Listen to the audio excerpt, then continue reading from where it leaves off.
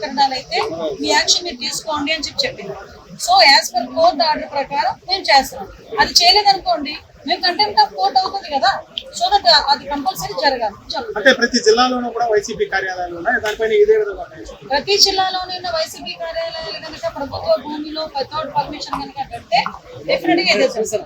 అంటే గత 5 ఏళ్లుగా మహిళలు పడిన బాధలు అందులో మీరు కూడా ఒక బాధితురాలు.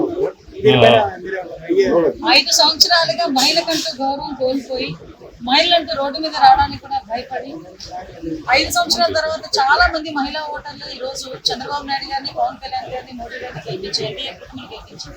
ఒక్కసారి మీరు చూస్తే చాలా ఎక్కువగా మెజార్టీస్, ఒక్కొక్కరు 30,000, 40,000, 50,000, లక్ష మెజార్టీ కూడా ఉన్న సందర్భాలు కూడా మనందరం కూడా చూసాం.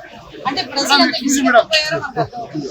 ఒక్కసారిగా ఏదో ఆంధ్రప్రదేశ్ ఊపిరి పీల్చుకున్నట్టుగా చంద్రబాబు నాయుడు గారు అనే నేను అని ఆయన, పవన్ కళ్యాణ్ అనేది నేను అని పవన్ కళ్యాణ్ గారు ముఖ్యమంత్రిగా ప్రమాణ స్వీకారం చేసిన తర్వాత ఈరోజు రాష్ట్రంలో ఉన్న మహిళలే కాదు అందరూ కూడా హ్యాపీగా ఫీల్ అవుతున్నారు.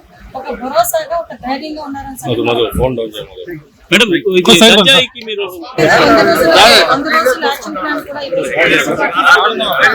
తీసుకుంటున్నారు. ఎందుకంటే లాస్ట్ 5 సంవత్సరాల్లో గాంజాయి మీద ఒక రివ్యూ చేసిన పరిస్థితి కూడా కనిపించలేదు. ఎంత దారుణమైన సిచ్యువేషన్స్ ఎదుర్కొన్నామంటే ప్రతి చిన్న పిల్లలు కూడా స్కూల్లోని కూడా 5వ తరగతి 6వ తరగతి చదివే పిల్లలలో కూడా ఈ గాంజాయి అనేది విపరీతంగా మనకు కనిపిస్తా ఉంది. అటువంటి వాటిని ప్రివెంట్ చేయడానికి కూడా గవర్నమెంట్ ఈ రోజు వరకు తీసుకోలేదు. ఎంత దారుణం అంటే నార్కోటిక్ సెల్ అని చెప్పి సెల్ మనం డెవలప్ చేయాలి. ఆ నార్కోటిక్ సెల్ ను కూడా తీసుకొచ్చి సిఐడిలో ఇన్వాల్వ్ చేశారు. ఎస్ఏబి ఉందని చెప్పి ఈ రోజు వరకు కూడా గంజాయి మీద ఒక ఎటువంటి యాక్షన్ ప్లాన్ కూడా తీసుకోలేదు. సో మేము ఎస్ఈబికి అనుగుణంగా నార్కోటిక్ సెల్ కూడా మేము బలోపేతం చేస్తాం.